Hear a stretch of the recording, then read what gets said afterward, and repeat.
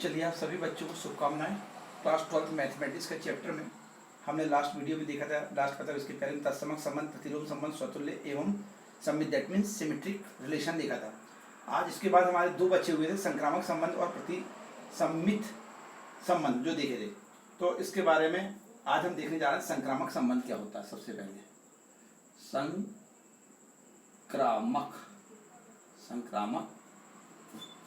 संबंध क्या होता है देखिए। संक्रामक संबंध का जो अंग्रेजी जो मीनिंग है, वर्ड है, वो है ट्रांजिटिव। क्या है? Transitive relation. इसको हम समझेंगे रिलेशन। ये है, देखिए क्या होता है। बिल्कुल सिंपल सा है कि किसी समुच्चय ए में एक संबंध आर, किसी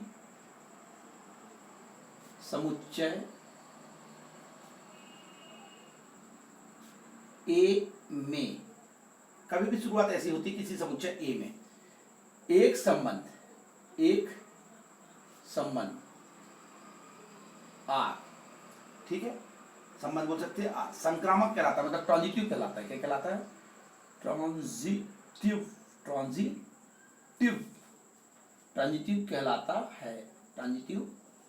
कहलाता है। यहां तक क्लियर है? अब देखिए कैसे कहलाता है। यदि, क्या बोलेंगे हम, यदि जब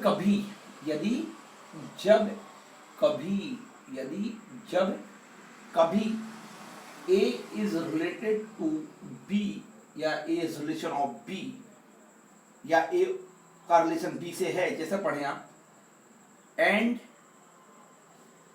B is related to C, definitely हम बोल सकते हैं या इज इम्प्लाइज दैट कह सकते हैं। कब होगा ये? कब होगा? इफ, क्या? इफ A एंड B का हम अगर बोल रहे हैं, जो युग्म है, पेयर है, ये अगर हम कहते हैं काय में है, बिलोंग्स टू R, मतलब रिलेशन में है, ऐसा है। और इस तरीके से B एंड C का जो रिलेशन है, ये किस में है? ये भी हमारा है R में। इसका मतलब क्या हो जाएगा? इसका मतलब ये हो जाता है कि एक B R में है और BC भी R में है। इसका मतलब हो जाता है कि A एंड C का युग्म जो है, ये भी किसमें बिलोंग कर जाएगा? R में, बिलोंगिंग टू या बिलोंग्स टू R। इसका मतलब क्या हो जाएगा? हमको ये बताना पड़ेगा कि वेयर माने जहां A, B एंड C ये बिलोंग्स किसमें करता है? A में करता है। क्लियर हुई परिभाषा। किसी समुच्चय A में एक संबंध R ट्रांजिटिव या संक्रामक कहलाता है जब कभी A का रिलेशन B से है और B का रिलेशन अगर C से है। A का रिलेशन B से, B का रिलेशन C से है। ये छोटा वाला C है, थोड़ा ध्यान रखेंगे अपन, कैपिटल नहीं है, ये R है। ये क्या है? R है। तो ऐसी स्थिति में A B जो युग्म है वो R में अगर बिलोंग करता है और B C इसमें करता है, तो डेफिनेटली A और C भी किसमें कर जाएगा? R में। जहां पर A B C किसमें है? अपना A में है। यहां तक आ जाएगा। इसके बाद अगर मान लिया हम देखना चाहते हैं तो एग्जाम्पल देखते हैं। एग्जाम्पल क्या जाएगा हमारे पास? देखिए एग्जाम्पल में ये है कि यदि मान ली जाए, आपने बोले किसी आरित समुच्चय, आरित का मतलब होता है जो रिक्त ना हो, किसी आरित समुच्चय। क्या मान देते हैं आरित समुच्चय को? ज्यादातर हम A क्या मानते हैं? A पर परिभाषित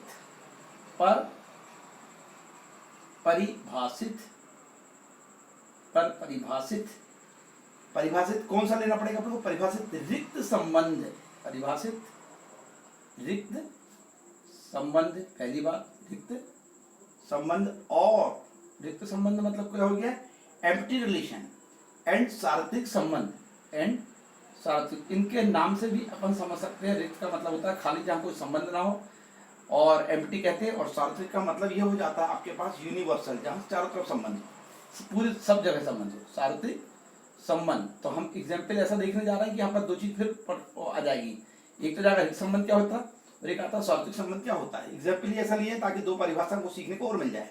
तो हमने बोले किसी आरेख समुच्चय ए पर परिभाषित रिक्त संबंध और क्या बोलते हैं सार्वत्रिक संबंध संक्रामक होते हैं, संक्रामक होते हैं। ये ऑब्जेक्टिव में भी आ सकता है, इसलिए ये इंपॉर्टेंट होते हैं। ये क्या बन गया, ये हमारा इंपॉर्टेंट बन गया बिकॉज ऑब्जेक्टिव में भी आ सकता है। अब आप बोलेंगे कि रिक्त संबंध क्या होता है और सार्वत्रिक संबंध क्या होता है, तो इसको समझने के लिए अपन थोड़ा सा इसके बारे में जानकारी ले लेते हैं। सबसे पहले अपन समझ लेते हैं यहाँ पर जो शब्द आया रिक्त संबंध क्या होता है। हमने परिभाषा काय की देखना शुरू किए थे, हमने परिभाषा देखना शुरू किया था संक्रामक संबंध का, लेकिन इसकी परिभाषा जैसे ही क्लियर की कि किसी आरेख समुच्चय ए पर परिभाषित रिक्त संबंध और असार्वत्रिक संबंध संक्रामक होते हैं, जैसे हमने एग्जाम्पल दिया और ये एग्जाम्पल था और परिभाषा दी कि इसी समुच्चय ए में एक संबंध आर ट्रांजिटिव कहलाता है, जबकि यदि जब कभी A is related to B and B is related to C, that means definitely A और बी को आर में बिलोंग करना चाहिए युग्म को, और बी और सी को भी इसमें करना चाहिए। इसका मतलब ए और सी बीच में हो जाएगा और ऐसी बात होगी ए बी सी इसमें हो जाएगा, बिलोंग कर जाएगा ए में हो जाएगा। ये इस परिभाषा से एग्जाम्पल दिए। तो एग्जाम्पल देखते समय रिक्त संबंध और सार्वत्रिक संबंध आया। सबसे पहले अपन देखते रिक्त संबंध क्या होता है। देखिए इसके अपन पॉइंट में बात करते हैं। सबसे पहला पॉइंट ये होता है कि हम लोग ये जानते हैं पहले से क्या कि किसी समुच्चय क्या किसी बड़े धीरे धीरे परिभाषा अगर आप तैयार करते जाएं दो चार रोज तो आराम से कोर्स बहुत अच्छा हो जाता है। किसी समुच्चय ए में संबंध, समुच्चय ए में संबंध, ये लैंग्वेज हमेशा आती है।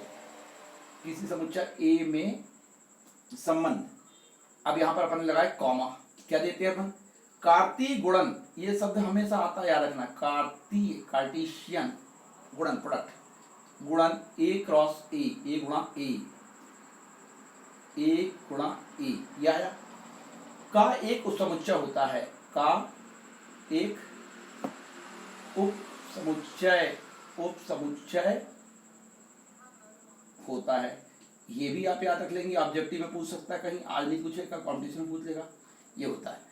तो किसका ऑब्जेक्ट होता है, ए क्रॉस ए कार्तीय गुणन का उपसमुच्चय होता है। इसका मतलब कार्तीय गुणन ए क्रॉस ए से संबंधित अगर कोई एलिमेंट लेते हैं हम और इससे लेके अगर कोई हमने एक रिलेशन बनाया है, वो रिलेशन में अगर हमने देखा या समुच्चय ए बनाया है और ए में अगर कोई अवयव है तो किससे मिलके बने, ए क्रॉस ए से लेके बना हुआ है ये। क्योंकि अपन ने क्या पढ़े थे परिभाषा कि जब किसी समुच्चय के कुछ अवयवों को लेकर एक नया समुच्चय बनाते तो नया बनाया गया समुच्चय अपने पुराने वाले या पूर्ण समुच्चय के जिससे अपने अवयव लिए थे उसका क्या होता है, कुछ समुच्चय होता है। तो ये हो जाएगा, क्लियर हो जाएगा। अब देखिए ये वाली बात एक हो जाती है, तो इसका मतलब क्या हो जाता है, इसका मतलब ये हो जाता है कि पॉइंट नंबर 2 में हम लिख सकते हैं अगर चाहें कि चूंकि फाई क्या होता है, कभी समुच्चय से प्रदर्शित करते हैं, 9th में आपने पढ़ा होगा। ये जो है ये सबसेट किसका होता है, ए क्रॉस ए मतलब ए गुणा ए, मतलब कार्तीय गुणन कहलाता है। इसका मतलब क्या हो जाएगा, इसका मतलब ये हो जाएगा अत्यवरिक्त समुच्चय जो होता है, क्या मतलब क्या रिक्त समुच्चय। रिक्त समुच्चय क्या चीज थी हमारे पास, रिक्त समुच्चय क्या था, फाई जो था। रिक्त समुच्चय जो क्या है, फाई। समुच्चय ए में एक संबंध है, क्या चीज, समुच्चय ए में एक संबंध है, एक संबंध है। ये परिभाषा आपको बताई जा रही है, एक्स्ट्रा रिक्त समुच्चय उसकी संबंध है। ये हो गई अपनी रिक्त किसकी, रिक्त संबंध की परिभाषा हम देख रहे हैं। यह समुच्चय ए में रिक्त संबंध कहलाता है। यह समुच्चय ए में एम्प्टी रिलेशन, रिक्त मतलब एम्प्टी एंड रिलेशन कहलाता है। ये हो गई हमारे पास परिभाषा। अब आप बोलेंगे इसका एग्जाम्पल भी दो, क्योंकि इसकी इमेज हमको नहीं आ पा रही है, तो अपन इसकी इमेज देखते हैं, वो एग्जाम्पल देख लेते हैं। देख हमने एक एग्जाम्पल ले लिया, इसका क्या ले लिया एग्जाम्पल कि एक समुच्चय ले लिया। सपोज करो हमने माना कि ए, इसके अंदर ये है 1 2 3 और 4, क्या ले लिया हमने 4, इसके अंदर एलिमेंट ले लिए, अवयव ले लिए। में संबंध क्या देखेंगे अपन, में संबंध आर, रिलेशन संबंध किस प्रकार डिफाइन होता है, इस प्रकार डिफाइन है, इस प्रकार परिभाषित है। किस प्रकार कि आर इज इक्वल टू, हम बोलेंगे समुच्चय का निशान बनाया, उसके अंदर ये युग्म का ए बी हमने ले लिया, क्रमिक युग्म जो था ए बी, और such that A plus B is equal to 10। ये हमने एक एग्जाम्पल। अब क्या होता है, हमारे पास ए के मान अगर 1 2 3 4 में से कुछ हम रखते हैं, और b के मान में से इसमें ही b अगर 1 2 3 4 हमको रखते हैं, सपोज करो a का मान हम 1 ले लेते हैं और b का मान सपोज करो 2 ले लेते हैं, तो 1 धन 2 हो जाएगा। a का मान 1 रखे, b का मान 2 रखे, 2 3, यहाँ 10 हो नहीं सकता। अगर हम नहीं बोले कि सबसे बड़ा मान 1 का मान रख लेते 4 रख लेते सपोज करो, और b का मान 3 रख लेते 4 थे, तो किन्हीं भी मानों को अगर आप a और b के स्थान रखते हो उसमें से कुछ भी, तो उनका योग 10 नहीं होता है। और जब ये नहीं होता है तो स्पष्टतः क्या हो जाएगा, यहाँ r एक रिक्त संबंध हो जाएगा। तो क्या हो जाएगा, अर्थात r जो हो जाएगा क्या हो जाएगा, रिक्त संबंध हो जाएगा, एक रिक्त संबंध हो जाएगा, रिक्त संबंध हो जाएगा। देखिए रिक्त संबंध अपन समझ रहे हैं, परिभाषा अपन बार बार बोल रहे हैं, पढ़ रहे हैं, संक्रामक संबंध की पढ़ रहे हैं, रिक्त संबंध हो जाएगा, रिक्त संबंध है। और अगर ऐसा हो गया क्यों, क्योंकि अच्छा रिक्त संबंध, क्योंकि अपन कारण देना भी चाहेंगे तो दे सकते हैं, क्या क्यों दे सकते हैं, r एक क्या हो गया अपने पास, r एक रिक्त संबंध हो गया, यहाँ पर हो गया क्योंकि r में ऐसा कोई युग्म, r में ऐसा कोई युग्म, युग्म मतलब क्या लिखेंगे अपन छोटे ब्रैकेट में a एंड b, नहीं है, नहीं है, नहीं है, कैसा, जो जो हमारे पास क्या था, एक शर्त थी, क्या थी, प्रतिबंध था, रेस्ट्रिक्शन था, क्या था कि प्रतिबंध बोलना चाहिए, जो प्रतिबंध a plus B is equal to 10 को सेटिस्फाई करे, मतलब a और b की कोई भी वैल्यू रखने पर सेटिस्फाई करे, इसीलिए ये एक संबंध हो जाएगा। मतलब कोई भी मान रखोगे तो a प्लस बी में 10 नहीं आता है। यहाँ तक क्लियर हो गया। अब आप बोलोगे कि हमको सार्वत्रिक संबंध समझाइए, चलिए ठीक है, सार्वत्रिक संबंध देखते हैं। चलिए अब अपन देखने जा रहे हैं सेकंड वाला सार्वत्रिक संबंध। इसके पहले भी अपन ने क्या देख लिए थे, रिक्त संबंध। तो हम पुनः मानते हैं कि समुच्चय ए में, मैंने बताया ना बार बार लैंग्वेज एक आती है क्या, कि समुच्चय ए में संबंध आर, क्या बात कर रहे हैं, आर डैश, यहाँ पर डैश लगा हुआ, थोड़ा ध्यान रखेंगे, R dash is equal to set of A B युग्म है such that mod of A minus B is greater than और इक्वल टू 0। या तो ए माइनस बी का जो वैल्यू आएगा जब हम ए और बी के मान रख देंगे, उसके बाद मॉड है उसको सॉल्व कर लेंगे, तो वो या तो 0 से बड़ा आएगा या 0 आएगा, दो में से एक वैल्यू, मतलब दो चीजें हैं, या तो बड़ा होगा या बराबर होगा। तो शर्त है ना, या तो बड़ा होगा या बराबर, तो एक चीज होगी, या बड़ा होगा तो बराबर नहीं होगा, बराबर होगा तो बड़ा नहीं होगा, ध्यान रखेंगे। चलिए यहाँ पर आर डैश बराबर क्या हो जाएगा, ए क्रॉस ए, मतलब ए गुणित ए, मतलब कार्तीक गुणन की हम बात कर रहे थे, क्योंकि ए क्रॉस ए की बात करेंगे कि सभी युग में ए बी प्रतिबंध को संतुष्ट करते, कैसे करते हैं, इसीलिए आर डैश भी समुच्चय ए पर एक संबंध है, कैसे, एंड चूंकि R dash is equal to क्या है, ए क्रॉस ए गुणित ए, इसका मतलब ये हो जाएगा, हम कह सकते आते हो आर डैश भी एक सार्वत्रिक संबंध है। कैसे, अगर मान लिया आपने बोला कि यहाँ पर हमने लिया, मान लिया वही हमारे पास जो वैल्यू थी किसमें, एक सेट में क्या थी हमारे पास, 1 2 3 एंड 4, सपोज करो ये था, यहाँ से समझते हैं। अब अगर मान लिया हमने यहाँ पर ए के स्थान पे यदि सपोज करो 1 रख दिया, क्या रख दिया 1, और बी के स्थान पे यदि मान लिया सपोज करो यहाँ क्या रख देते 4, तो क्या हो जाएगा, मॉड के अंदर 1 माइनस 4, और 1 माइनस 4 में क्या होगा, हल होने पर मॉड ऑफ 3 होगा, मॉड ऑफ 3 क्या होता है, कभी भी 3 होता है, मॉड माइनस को प्लस बना देता है, और वो 0 से कभी भी क्या होता है, बड़ा होता है। तो बड़ा या बराबर 0 में से, बड़ा है या बराबर में से कौन सी शर्त पास हुई, बड़ा है, तो मैंने बताया ना कि एक चीज पास हो गई, ये पास हो गई, इसका मतलब संतुष्ट हो गया, संतुष्ट हो गया तो क्या हो गया, सार्वत्रिक संबंध आर डैश यहाँ पर हो गया। अगर आप बोलोगे कि नहीं आप कोई दूसरी वैल्यू रख के देखिएगा, जहाँ 1 रखी है वहाँ 4 रखी है, और जहाँ 4 रखा वहाँ 1 रख के देखिए, 4 माइनस 1, तो फिर क्या हो जाएगा, फिर जाएगा 4 में से 1 गया तो यहाँ पर क्या हो जाएगा, 3 बचेगा, तो मॉड का तो ये तो ऑलरेडी प्लस का है, तो ये तो 3 हो जाएगा, और 3 हो जाएगा तो ये 0 से बड़ा है, हमारी कंडीशन ग्रेटर देन और इक्वल में से क्या पास हो गई, बड़ा वाली पास हो गई। इस तरीके से सार्वत्रिक संबंध हो जाएगा। तो डेफिनेशन में हमने क्या समझ लिया, हमने ये समझ लिए कि किसी समुच्चय ए पर परिभाषित संबंध आर जो होता है रिक्त संबंध कहलाता है। दोनों परिभाषा देख लिए, मतलब यदि ए का कोई भी अवयव ए के किसी भी अन्य अवयव से संबंधित अगर नहीं होता है, तो that means R is equal to 5 and 5 subset of A cross A या ए गुणित ए। और दूसरा क्या हो जाता है परिभाषा की, किसी समुच्चय ए पर परिभाषित संबंध आर एक सार्वत्रिक संबंध कहलाता है यदि ए का प्रत्येक अवयव ए के सभी अवयवों से संबंधित है। इसका मतलब R is equal to A cross A, ये वाली बात आ गई। अब हमने एक विशेष रूप से देखा कि ये देखा कि यदि मान लिया रिक्त संबंध तथा सार्वत्रिक संबंध दोनों को कभी कभी अपन ट्रिवियल या ट्राइवियल रिलेशन भी कहते हैं, जिसको तुच्छ संबंध भी कह देते हैं। ये कभी कभी इंपॉर्टेंट बन जाता है कि ऑब्जेक्टिव बन जाता है, और हम देखते रहते हैं कि यार हमने तो बहुत सारे सवाल किए लेकिन ये कभी नहीं आया। तो मैं ये कहना चाहता हूँ बेस को भी थोड़ा सा लेते हुए आप चलिए, क्योंकि एक्सरसाइज पर्सनली तो हमको करना तो हम करेंगे ही करेंगे, यहाँ तक के बात आ गई। अब अपन देखने जा रहे हैं प्रतिलोम, क्या बोलना चाहिए, प्रतिलोम नहीं बोल के प्रतिसम्मित संबंध देखने जा रहे हैं। देखिएगा, देखिए प्रतिसम्मित संबंध, एंटी सिमेट्रिक रिलेशन किसी समुच्चय ए में। मैंने बार बार कहा कि ये लैंग्वेज आप 3 4 5 बार देखेंगे लगातार तो पूरी परिभाषाएं आपको याद हो जाएंगी। यही आता है, किसी समुच्चय ए में एक संबंध आर, यहां तक तो सेम आता है, आर प्रतिसम्मित संबंध कहलाता है यदि if A is related to B and B is related to R. मतलब ए का संबंध बी से और बी का संबंध यदि ए से है, ए और बी को इस्तेमाल लिखते ध्यान रखेंगे, तो इसका मतलब हो जाएगा ए इज इक्वल टू बी।